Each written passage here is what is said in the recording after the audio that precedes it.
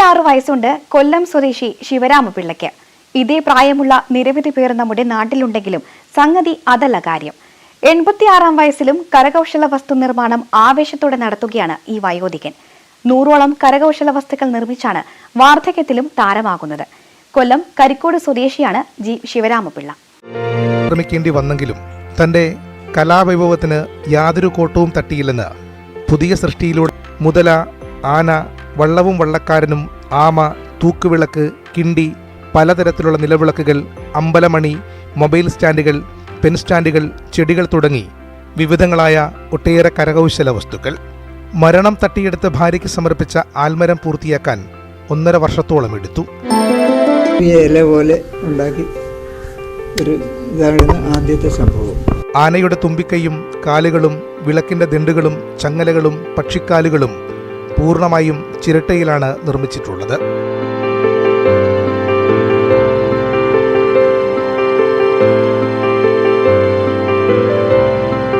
നിർമ്മാണത്തിന് ചിരട്ടയും ചിരട്ടപ്പൊടിയുമല്ലാതെ ആശ്രയിക്കുന്ന ഏക വസ്തു പശ മാത്രമാണ്.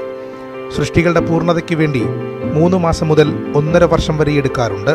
ചിരട്ടയോടൊപ്പം തടിയും ഇരുമ്പും ഉപയോഗിച്ചുള്ള കരകൗശല വസ്തുക്കൾ വിപണിയിൽ ധാരാളമായി കാണാറുണ്ടെങ്കിലും ചിരട്ട മാത്രം ഉപയോഗിച്ചുള്ള കരകൗശല നിർമ്മാണം അത്രയധികമില്ല. 3 മക്കളാണ് ഇദ്ദേഹത്തിന്. മകളുടെ കൂടെ കരിക്കോടാണ് താമസം. നല്ലൊരു യോഗി കൂടിയാണ് ശിവരാമപിള്ള. തിരുവനന്തപുരം കാട്ടാക്കട സ്വദേശിയായ ശിവരാമപിള്ള വർഷങ്ങൾക്ക് മുമ്പ് ജോലിയുമായി ബന്ധപ്പെട്ടാണ് കരിക്കോടെത്തിയത്.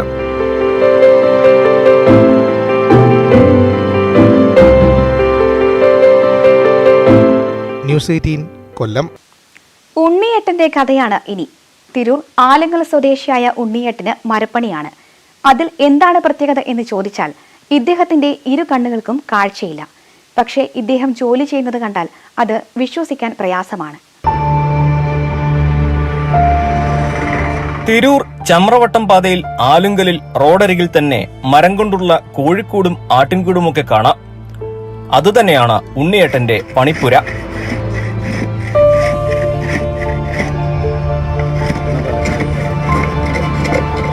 ഉണ്ണിയേട്ടൻ ഇവിടെ ഒറ്റയ്ക്കാണ്. ഞങ്ങൾ ചെല്ലുമ്പോൾ കൈക്കോട്ടിന്റെ തായ ചെത്തി മിനുക്കുകയായിരുന്നു. ജോലിക്കിടെ തന്നെ ഞങ്ങളോട് പറഞ്ഞു വിശേഷങ്ങളെല്ലാം.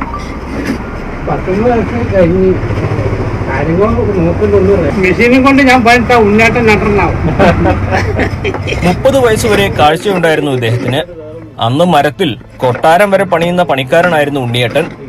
കാഴ്ച പതിയെ മങ്ങി മാഞ്ഞു. പക്ഷേ വിധിയോട് ഉളിയും ചുറ്റുകയും മുഴക്കോലും കയ്യിലെടുത്ത് ഉണ്ണിയേട്ടൻ പോരടിച്ചുകൊണ്ടേയിരുന്നു. 15-20 വയസ്സിലായിട്ട് തുടങ്ങിയാണ് ചെറുതായിട്ട്. കാരണന്മാരപ്പം പോയിട്ടും ഒറ്റയ്ക്ക് പോയിട്ടും.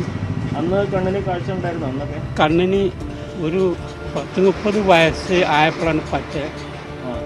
അന്നും ചെറിയ മട്ടത്തിൽ ചികിത്സ ഉണ്ടായിരുന്നു. അതും ഈ കണ്ണിന് കുഴപ്പമുണ്ടെന്നുള്ള ഒരു വിഷയം ഉണ്ടായിരുന്നില്ല. എവിടെയും എല്ലായിടത്തും പോകും.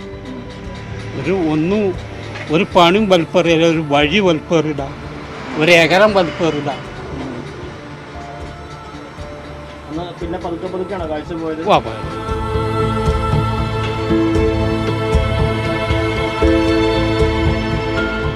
അളവും കണക്കുമാണ് മരപ്പണിയുടെ ആത്മാവ്. കണ്ണില്ലാതെ എങ്ങനെ കണക്കാക്കി പണിയുന്നു എന്ന് ചോദിച്ചാൽ ഉണ്ണിയേട്ടൻ പറയും. ഇതിപ്പോ ഒരു മട്ടം, ഇതിപ്പോ 1 അടിയാണ്, 12 ഇഞ്ചാ. ഇതിപ്പോ 2.5 അടി വേണം. 2.5 അടി ഇഞ്ചെങ്കിലും ഇതിപ്പോ 2 അടിയാണ്. 1 അടി ഇതുണ്ടാവും വിചാരിക്കാം അല്ലേ. അങ്ങനെ ഇതൊക്കെ വളരെ കൃത്യമായിട്ട് ഒന്നും വേണമെന്നില്ല. നേരെ വേണ്ടി കട്ടിൽ ജനലൊക്കെ വളരെ കൃത്യമായിട്ട് വേണം. അപ്പൊ ഇതുകൊണ്ട് വളരെ സൂക്ഷ്മമായിട്ട് അളക്കാം. ഇതിപ്പോ അടയാളം വെച്ച്, മറ്റൊരു അടയാളം വെച്ച്, അങ്ങനെ സൂക്ഷ്മമായിട്ട് അളക്കാം.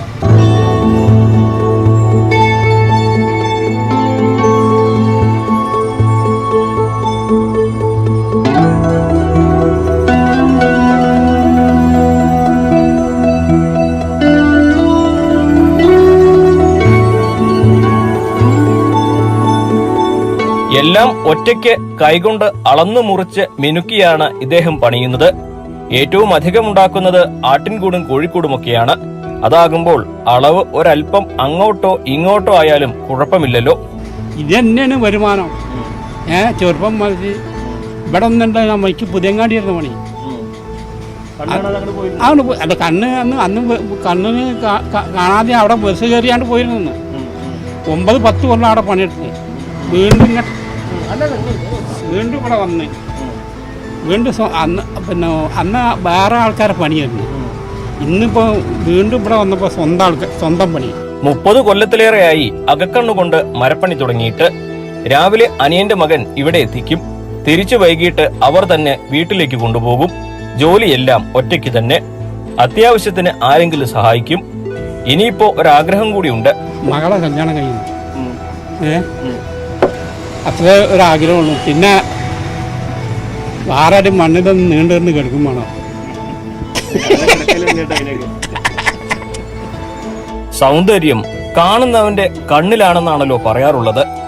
ഉൾക്കണ്ണുകൊണ്ട് അളന്നു മുറിച്ച് ഉണ്ണിയേട്ടൻ തീർക്കുന്ന ഈ കൂടുകൾ പറയുന്നത് കാഴ്ചയ്ക്ക് അതീതമായ ഒരു സൗന്ദര്യത്തെ പറ്റിയാണ്. ജീവിതം സുന്ദരമാകുന്നത് ഇങ്ങനെയൊക്കെയല്ലേ? അഖിലോട്ടുപാറയ്ക്കൊപ്പം CV അനുമോദ്, ന്യൂസ് 18.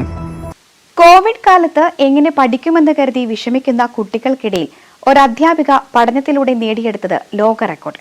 അതും 17 ദിവസം കൊണ്ട് 213 കോഴ്സുകൾ പഠിച്ചു തീർത്തുകൊണ്ടാണ് ഈ നേട്ടം കൈവരിച്ചത്. കാണാം ആറന്മുള സ്വദേശിനി ഗായത്രിയുടെ വിശേഷങ്ങൾ.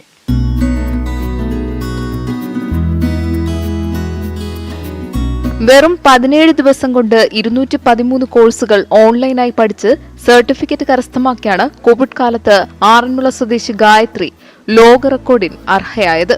ചുരുങ്ങിയ സമയം കൊണ്ട് കൂടുതൽ കോഴ്സുകൾ പഠിച്ചെടുത്ത വനിതയ്ക്കുള്ള ഇന്റർനാഷണൽ ബുക്ക് ഓഫ് റെക്കോർഡ്സിന്റെ അപൂർവ ബഹുമതിയാണ് ഇത്. എഞ്ചിനീയറിംഗ് കോളേജ് അധ്യാപികയായ ഗായത്രി കോവിഡ് കാലത്ത് വീണുകിട്ടിയ അവസരമാണ് ഓൺലൈൻ പഠനത്തിനായി വിനിയോഗിച്ചത്. ഒരു 213 കോഴ്സ് 17 ദിവസം കൊണ്ട് ചെയ്തതാണ് ഇപ്പോൾ റെക്കോർഡായത്. അതിനു മുമ്പ് കുറച്ചെണ്ണം ചെയ്തായിരുന്നു. അപ്പം ഇത് അടുപ്പിച്ചുള്ള ഇതാണിപ്പം വേൾഡ് റെക്കോർഡായത്. പ്രശസ്തമായ വിദേശ സർവകലാശാലയുടെ കോഴ്സുകളാണ് ഓൺലൈൻ പഠനത്തിന് തെരഞ്ഞെടുത്തത്. John Hopkins, Baltimore, new heaven എന്നിവ ഇതിൽ ഉൾപ്പെടും.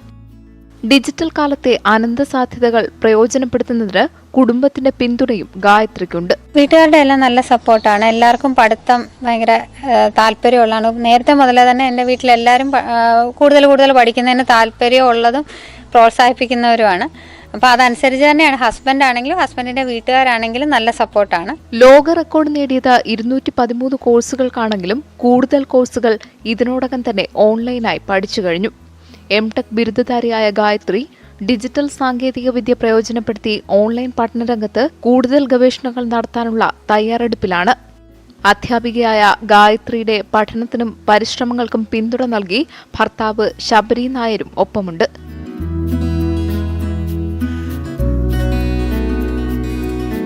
ന്യൂസ് 18 പത്തനംതിട്ട. ദസറ ആഘോഷത്തിൽ അണിഞ്ഞൊരുക്കിയ മൈസൂർ കൊട്ടാരം അതുപോലെ തന്റെ കലാവൈദഗ്ധ്യത്തിലൂടെ പുനർസൃഷ്ടിച്ചിരിക്കുകയാണ് കാസർഗോഡ് സ്വദേശിയായ സുരേന്ദ്രൻ. 1 വർഷത്തെ പരിശ്രമങ്ങൾക്കൊടുവിലാണ് സുരേന്ദ്രൻ ഇവയുടെ കുഞ്ഞൻ മാതൃക പണിതീർത്തത്.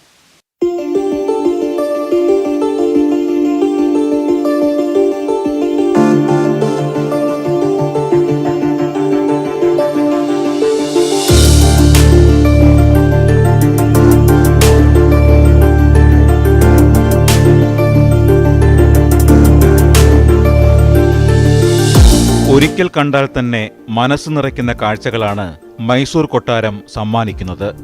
അങ്ങനെ മനസ്സിൽ കയറിക്കൂടിയ കൊട്ടാരത്തെ അതേപോലെ പകർത്തിയിരിക്കുകയാണ് കളനാട്ടെ സുരേന്ദ്രൻ.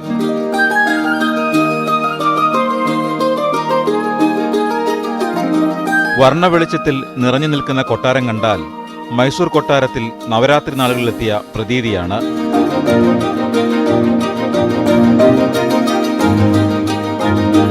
സുരേന്ദ്രന്റെ ബന്ധുക്കളേറെയും മൈസൂരുവിലും ബംഗളൂരുവിലുമാണ്.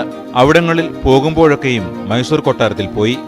കൊട്ടാരത്തിന്റെ ചിത്രങ്ങൾ സൂക്ഷ്മമായി കണ്ട ശേഷമായിരുന്നു നിർമ്മാണം. ചെറുതായി ചെയ്യണമെന്ന് വിചാരിച്ചതാണ്. പക്ഷേ അത് ചെറുതായി ചെയ്യുമ്പോൾ അതിനുള്ള ഒരു കാണാനുള്ള ഭംഗി കിട്ടില്ല. അതുകൊണ്ട് ഏകദേശം 2 മീറ്റർ നീളത്തിലുള്ള ചെയ്തതാണിത്.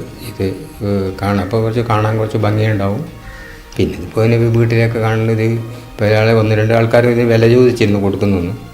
മകൻ സമ്മതിക്കുന്നില്ല, കൊടുക്കണ്ടെന്ന് പറയുന്നത്. ഫൈബർ പ്ലേറ്റുകൾ ഉപയോഗിച്ചാണ് നിർമ്മിതികളേറെയും. തിരുവനന്തപുരത്തെ പ്രധാന ടൂറിസം കേന്ദ്രമായ പൊന്മുടി യാത്രക്കാർക്കായി തുറന്നുകൊടുത്തു. യാത്രക്കാരുടെ വൻ തിരക്കാണ് പൊന്മുടിയിൽ. കോവിഡിനെ തുടർന്ന് നിയന്ത്രണങ്ങളോടെയാണ് യാത്രക്കാരെ പ്രവേശിപ്പിക്കുന്നത്.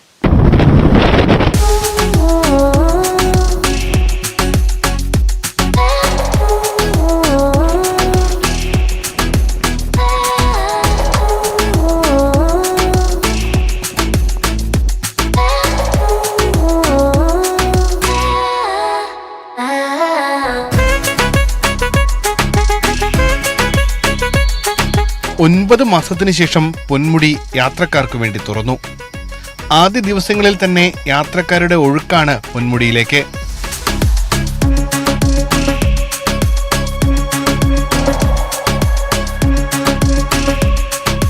ചെക്ക് പോസ്റ്റിന് മുന്നിൽ വാഹനങ്ങളുടെ നീണ്ട നിരയാണ്. കയറ്റിവിടില്ലെന്നറിയാതെ 9 മാസത്തിനിടയിൽ പലതവണ വന്ന് മടങ്ങിപ്പോയവരും ഇക്കൂട്ടത്തിലുണ്ട്. ഒരു 6-7 തവണ വന്നിട്ട് തിരിച്ചുപോയി. അപ്പോൾ താഴെ എത്തുമ്പോൾ തന്നെ പറഞ്ഞു വിടുകയാണ് തുറന്നിട്ടില്ല എന്ന്. ഇടയ്ക്ക് കോച്ചിങ്ങനെ ഗ്രൂപ്പുകളിലൊക്കെ മെസ്സേജ് കണ്ടിന്യൂ ആയിട്ട് വരും, ഇടയ്ക്ക് തുറന്നു എന്ന് പറഞ്ഞിട്ട്. അപ്പോൾ അത് കണ്ടിട്ട് വരും, അപ്പോഴത്തേക്കിനും കയറ്റി വിടാത്തൊരവസ്ഥയാണ്. വളരെ സന്തോഷം. അതല്ലേ കുറെ നാളായിട്ട് കാണാതെ ഇടന്നിട്ട് ഒരു സന്തോഷമുണ്ട്. ബ്ലോക്കെല്ലാം കടന്ന് മുകളിലെത്തിയാൽ പൊന്മുടിയുടെ മായക്കാഴ്ചകൾ കാത്തിരിപ്പുണ്ട്. ഒപ്പം നല്ല തണുപ്പുള്ള കാറ്റും.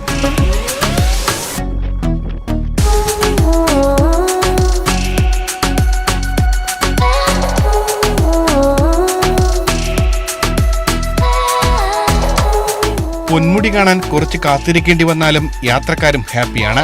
കാലാവസ്ഥ അടിപൊളിയാണ്. ഞങ്ങള് കുറെ നാളായി ഇങ്ങോട്ട് വന്നിട്ട്, ലോക്ക്ഡൌൺ ആയിട്ട് വരാൻ പറ്റിയില്ലായിരുന്നു. അപ്പോൾ ഇന്നിങ്ങനെ തുറന്നതായിട്ട് അറിഞ്ഞു, അങ്ങനെ വന്നതാണ്. ഞാൻ ആദ്യമായിട്ടാണ് പൊന്മുടിയിൽ വരുന്നത് തന്നെ. നല്ല ക്ലൈമറ്റ് ആണ്, നന്നായിട്ട് എൻജോയ് ചെയ്തു. എത്ര പേരെത്തിയാലും ഉൾക്കൊള്ളാൻ പൊന്മുടിയിൽ സ്ഥലമുണ്ട്. ഓടി നടന്ന് കാണാൻ കാഴ്ചകളും.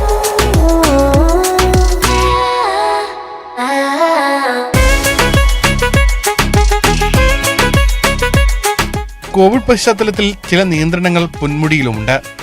മാസ്കും സാനിറ്റൈസറും സാമൂഹ്യ അകലവും നിർബന്ധം. പോലീസിന്റെയും വനംവകുപ്പ് ജീവനക്കാരുടെയും പ്രത്യേക പരിശോധനകളും ഉണ്ടാകും. 2 മണിക്കൂർ മാത്രമേ ഒരു വാഹനത്തിന് ഇവിടെ പാർക്ക് ചെയ്യാൻ അനുവദിക്കുന്നുള്ളൂ. മിക്കവാറും വരുന്ന വാഹനങ്ങളെല്ലാം തന്നെ അത് പാലിക്കുന്നുണ്ട്. വൈകിട്ട് 4 മണിക്ക് ശേഷം യാത്രക്കാരെ കയറ്റിവിടില്ല. 6 മണിക്ക് മുൻപ് മലയിറങ്ങുകയും വേണം. യാത്രക്കാരുടെ പ്രവാഹമാണ് പൊന്മുടിയിലേക്ക്. ചെറിയ നിയന്ത്രണങ്ങളുണ്ട്. കോവിഡിനെ തുടർന്നുള്ള നിയന്ത്രണങ്ങളാണവ. അവയെല്ലാം പാലിച്ച് മണിക്കൂറുകളോളം പൊന്മുടി ആസ്വദിച്ച് മടങ്ങിപ്പോകാനാകും. പൊന്മുടിയിൽ നിന്ന് ക്യാമറാമാൻ സന്തോഷിനൊപ്പം ഉമേഷ് ബാലകൃഷ്ണൻ, ന്യൂസ് 18. നാട്ടിൻപുറത്തിൽ ഇനിയൊരു ഇടവേള. കഴിഞ്ഞ വർഷം മികച്ച വില ലഭിച്ചത് പ്രതീക്ഷ നൽകുന്നുണ്ടെങ്കിലും വിത്തിന്റെ കൂടിയ വില കല്ലുമ്മക്കായ കർഷകരെ പിറകോട്ട് അടുപ്പിക്കുകയാണ്.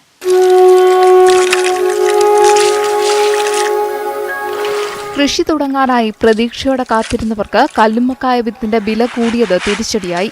വലിയ വില കൊടുത്ത് വിത്ത് വാങ്ങിയാലും കൃഷി വിജയിക്കുമെന്ന കാര്യത്തിൽ ഉറപ്പില്ല. കോഴിക്കോട് ജില്ലയുടെ വിവിധ ഭാഗങ്ങളിൽ നിന്നാണ് ഇവിടേക്ക് വിത്ത് എത്തിക്കുന്നത്. ഒരു ചാക്ക് വിത്തിന് 3000 രൂപയാണ് ഈ സീസണിൽ ആദ്യം ഈടാക്കിയിരുന്നതെങ്കിൽ ഇപ്പോൾ 6000 രൂപ വരെ ആക്കിയിട്ടുണ്ട്. ഇത് കർഷകർക്ക് വലിയ ബാധ്യതയാണ് ഉണ്ടാക്കുന്നത്. കല്ലുമ്മക്കായ വിത്തിന് വില സ്ഥിരത ഉറപ്പാക്കണമെന്നാണ് കർഷകരുടെ ആവശ്യം. ചെലവ് വരുന്നത് ഈ കല്ലുമ്മക്കായുടെ വിത്തിനാണ്. സാധാരണ ഒരു കല്ലുമ്മക്കായ ഇറക്കുന്നതിൻ്റെ ഒരു 50% കൂടുതൽ വില വരുന്നത് ഈ വിത്തിന് വേണ്ടി മാത്രമാണ്. ഈ വില സ്ഥിരപ്പെടുത്താനുള്ള ഒരു മാർഗം കണ്ടുപിടിച്ചിട്ടില്ലെങ്കിൽ അത് ഇനിയുള്ള കൃഷിയെ ബാധിക്കുന്നതായിട്ട്. ആകെ ഉൽപാദന ചെലവിന്റെ പകുതിയോളം തുക വിത്തിന് നൽകേണ്ട സ്ഥിതിയാണ്. ഇതിനു പുറമെയാണ് കൃഷി ഇറക്കുന്നതിനുള്ള കൂലിച്ചെലവ്.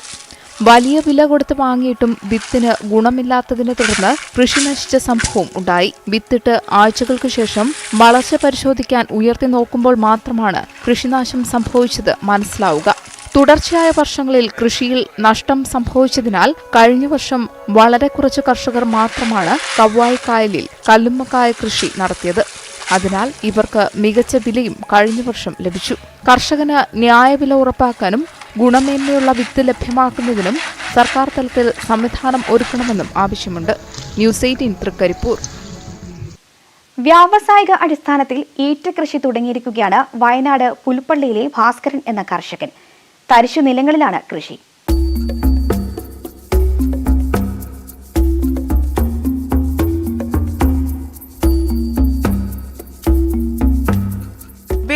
രോഗബാധയും വിലത്തകർച്ചയും കാരണം കർഷകർ ഏറെ ബുദ്ധിമുട്ടുകയാണ്.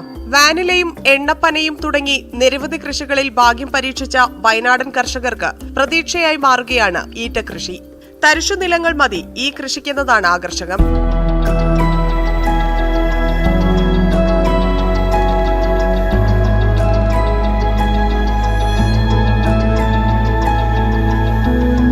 വിയറ്റ്നാമിൽ നിന്ന് ഇറക്കുമതി ചെയ്ത ഈറ്റത്തൈകൾ പ്രത്യേക പരിചരണങ്ങളൊന്നുമില്ലാതെ വളരും.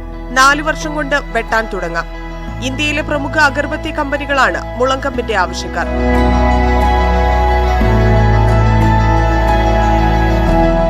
ഈറ്റ കൃഷി ചെയ്യുന്ന പ്രദേശത്തെയും സമീപ പ്രദേശങ്ങളിലെയും ജലസംരക്ഷണവും ഇതിനൊപ്പം നടക്കും. ആദ്യമായാണ് ഈറ്റ വ്യാവസായിക അടിസ്ഥാനത്തിൽ കൃഷി ചെയ്യുന്നത്.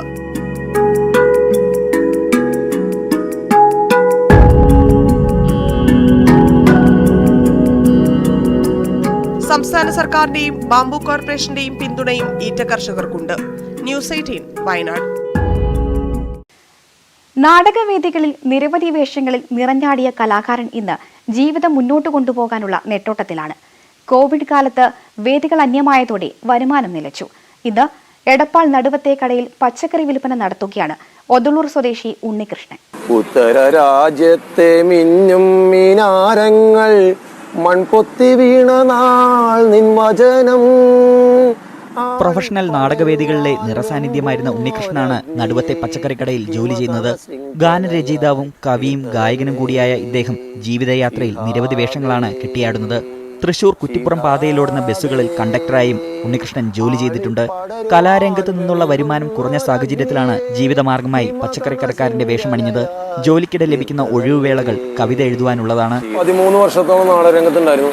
അമേച്ചറിൽ തുടങ്ങി, അങ്ങനെ പിന്നീട് പ്രൊഫഷനിലേക്ക് കടന്നു. അപ്പോൾ അതിന് എൻ്റെ സുഹൃത്തുക്കളുടെ എല്ലാം സപ്പോർട്ട് ഉണ്ടായിരുന്നു. അഷറഫിൻ്റെയും അതുപോലെ തന്നെ ഹേമന്ത് കുമാർ. ഇന്നിപ്പോൾ നാടകരംഗത്ത് പ്രവർത്തിക്കുന്ന ഹേമന്ത് കുമാറിനെ ആണ് എന്നെ നാടകരംഗത്തേക്ക് കൊണ്ടുവരാനുള്ള എല്ലാ ശ്രമം നടത്തിയത്.